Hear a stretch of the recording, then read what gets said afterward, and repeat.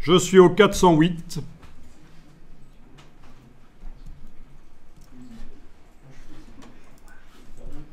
Donc, site ici, avec une image de fond, c'est bien. Un zoom quand on scrolle, oui, c'est bien.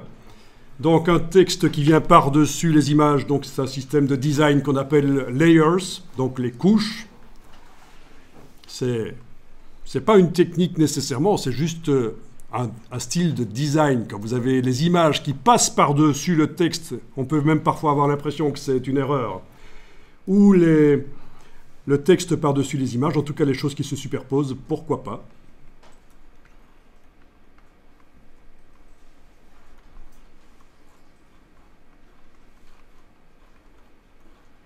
Donc vous voyez les différentes approches de cette tendance à la typographie massive.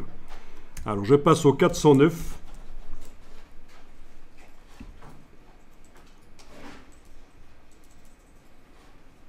Voilà, intéressant.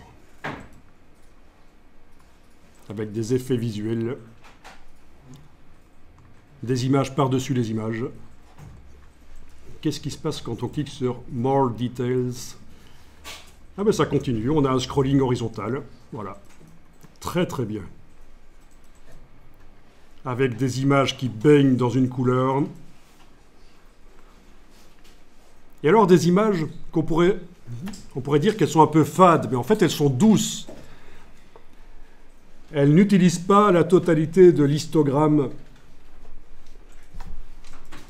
du blanc au noir, c'est-à-dire la partie la plus foncée n'est pas du vrai noir, la partie la plus claire n'est pas du vrai blanc. Et ça c'est intéressant. Ça donne un look magazine, d'avoir des images qui sont pas aussi contrastées qu'elles pourraient l'être.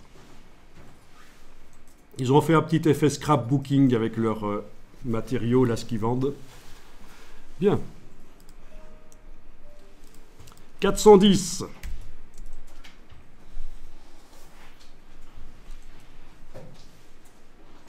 Intéressant, on ne voit même pas les caractères en entier. Ça me fait penser aux séries des années 70. On avait ce genre d'effet d'images à travers du texte massif sur l'écran, genre... c'était quoi encore ces séries? Les rues de San Francisco avec Karl Malden et machin Douglas, Michael Douglas. Bon, voilà, vous voyez le genre. Donc on a un look vintage ici.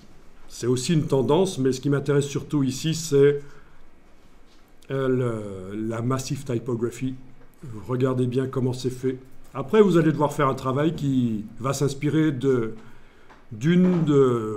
ou plusieurs de ces exemples, en fait.